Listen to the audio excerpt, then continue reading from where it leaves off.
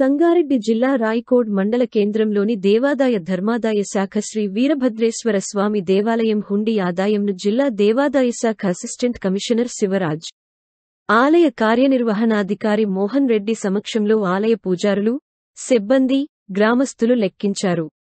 ఈ ఆలయంలో భద్రకాళి సమేత శ్రీ వీరభద్రేశ్వర స్వామి భక్తుల కోరికలు తీర్చే స్వామి ఆలయంగా పేరున్న విషయానికి తెలిసిందే. ఆలయానికి భక్తులు సైతం అధిక సంఖ్యలో భక్తులు పాల్గొని స్వామివారికి ముడుపులు చెల్లించుకుంటారు.